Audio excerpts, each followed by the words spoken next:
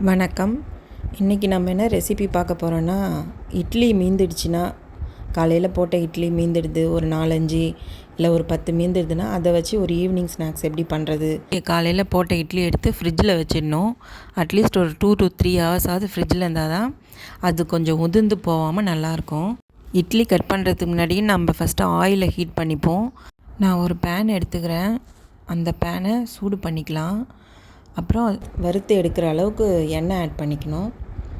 இப்போ பாருங்கள், நான் ஒரு 6, 7 இட்லி எடுத்து வச்சுருக்கிறேன். இது காலையில் போட்ட இட்லி தான்.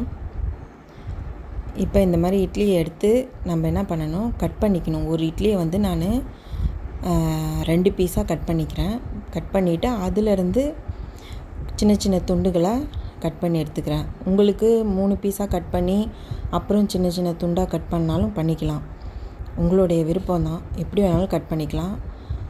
அது மாதிரி பீசஸும் சின்னதாக வேணால் சின்னதாக போட்டுக்கலாம், பெருசாக வேணால் பெருசாக போட்டுக்கலாம். இந்த மாதிரி கட் பண்ணி எடுத்துக்கிட்டு நம்ம என்ன பண்ணணும், எல்லா இட்லியும் ஒரே ஈவனாக கட் பண்ணி எடுத்துக்கணும். இப்போ பாருங்கள், நான் எல்லா இட்லியும் கட் பண்ணி எடுத்துக்கிட்டேன். இப்போ எண்ணெய் வந்து நம்ம போட்டோம் இல்லையா பேனில், அந்த எண்ணெய் வந்து சூடாகிடுச்சான்னு நம்ம பார்த்துப்போம். சூடாகிடுது எண்ணெய். நான் அப்படியே இந்த கட் பண்ண இட்லியை நான் அப்படியே போடுறேன். அதில் போட்டு நல்லா ஃப்ரை ஆகட்டும்ன்ட்டு எடுக்கணும். நம்ம சிம்மிலலாம் வைக்கக்கூடாது, வச்சா எண்ணெய் குடிச்சிடும். அதனால் கொஞ்சம் ஹை ஃப்ளேம்லேயே இருக்கட்டும். நல்லா திருப்பி விட்டுக்கோங்க. இந்த மாதிரி நல்லா பொரிஞ்சு வரும். வந்ததுக்கப்புறம் நம்ம என்ன பண்ணணும், அப்படியே லைட்டாக திருப்பி விட்டோம்னா எல்லா பக்கமும் கிறிஸ்பியாக நல்லா கோல்டன் கலரில் வெந்துடும். இங்கே பாருங்கள், இதுமாதிரி ஒன்றோட ஒன்று ஒட்டி இருக்கிறதெல்லாம் அப்படியே தனியாக பிரித்து விட்டுருங்க. எண்ணெயில் பண்ணுறதால கொஞ்சம் கேர்ஃபுல்லாக பண்ணிக்கணும், அவ்வளோதான். இந்த மாதிரி பிரித்து விட்டுட்டு திருப்பி விட்டிங்கன்னா எல்லா சைடும் ஈவனாக வெந்துடும். எல்லாமே ஒரே ஈவனாக கலர் மாறின உடனே நாம் எடுத்துடலாம். இப்போ பாருங்கள், எல்லாம் ஈவனாக ஒரே கலராக மாறிடுச்சு. இந்த ஸ்டேஜில் நம்ம என்ன பண்ணணும், கொஞ்சம் கொஞ்சமாக எடுத்து நம்ம ஒரு பிளேட்டில் தனியாக வச்சுப்போம். இது வந்து நல்லா வறுபட்டுருச்சு. இதுக்கு மேலே நம்ம இதை வறுப்பட வைக்க வேணாம். இப்போ நான் எடுத்து இதை இன்னொரு பிளேட்டில் வச்சுக்கிறேன். டிஷ்யூ பேப்பர் இருந்தால் அதை போட்டு கூட நீங்கள் அது மேலே இதை போட்டுக்கலாம். அது எண்ணெயை அப்சர்வ் பண்ணிக்கும். நான் டிஷ்யூ பேப்பர் போடல, அப்படியே எடுத்து வச்சுக்கிறேன்.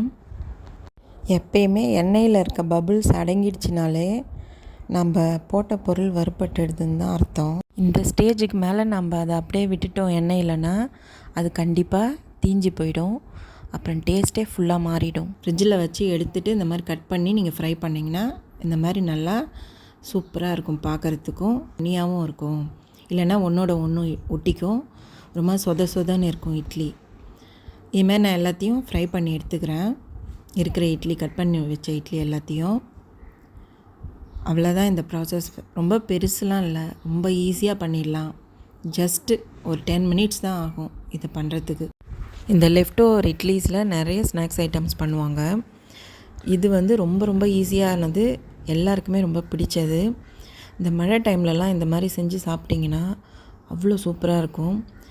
இது வந்து நம்ம அப்படியே பொடி போட்டு அப்படி மேலே தூவியும் சாப்பிட்லாம். அப்படி இல்லைன்னா வந்து சாஸ் போட்டு சாப்பிட்லாம்.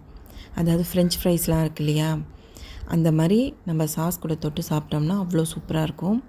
இன்றைக்கி நான் சாஸ் கூட தான் இதை சர்வ் பண்ண போகிறேன்.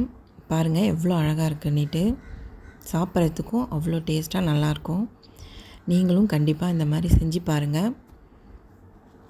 தேங்க்யூ.